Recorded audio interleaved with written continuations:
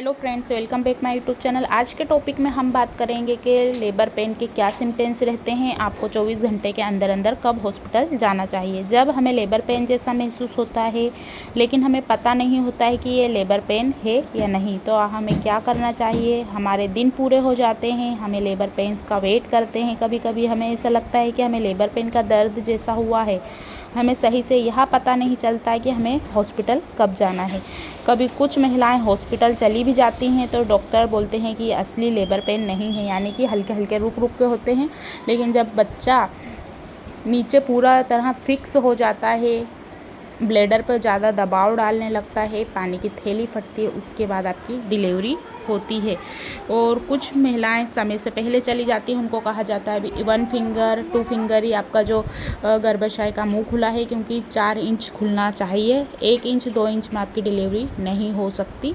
पूरा डिलीवरी के लिए पूरा गर्भाशय का मुंह खुलेगा, बच्चेदानी का मुंह खुलेगा, उसके बाद ही डिलीवरी हो सकती है। तो डॉक्टर आपको सबसे पहले आप जाते हैं, आपको पेन होता है तो क्या करते हैं कि आपको लेबर इंडेक्स करना स्टार्ट कर देते हैं। जब आपको लगता है कि आपको लेबर पेन स्टार्ट हो गया है तो आपको क्या करना है।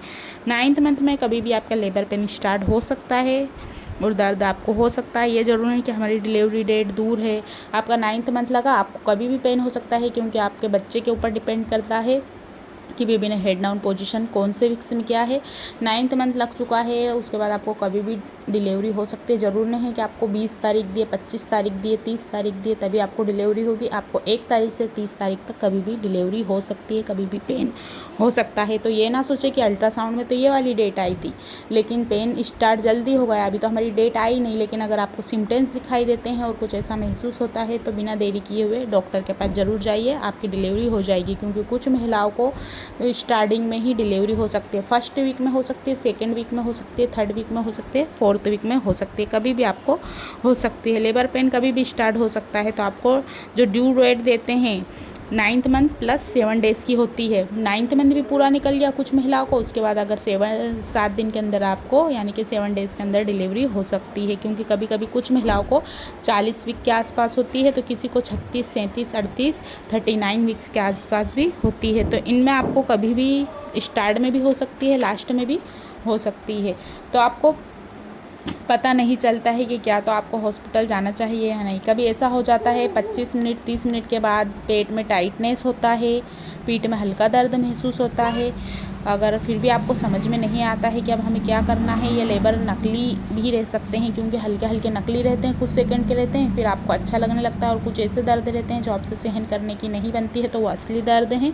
और कुछ ऐसे दर्द आते हैं जो बिल्कुल आपको नॉर्मली लगता है, आप सहन कर पा रहे हैं, तो वो असली हैं, नकली हैं। कभी भी हल्की सी ब्लीडिंग होती है, जो म्यूकस रहता है उसमें हल्की सी ब्लड रहती है, इस सिचुएशन को शो कहते हैं। यह गर्भाशय के मुंह खुलने की शुरुआत होती है, लेकिन ये शो शुरू होने के बाद 3 से 4 दिन भी लग सकते हैं। और कुछ महिलाओं को कुछ घंटे और 24 घंटे के अंदर भी डिलीवरी होती है, और कुछ को 3-4 घंटे के अंदर हो जाती है। जब आपको इस तरह का डिस्चार्ज दिखाई देता है, 20 से 25 मिनट के बाद पेट टाइट हो जाता है, बच्चे की मूवमेंट अच्छे से फील होती है, तो आपको इन लक्षणों के साथ रिलैक्स करना चाहिए, आपको रेस्ट करना है।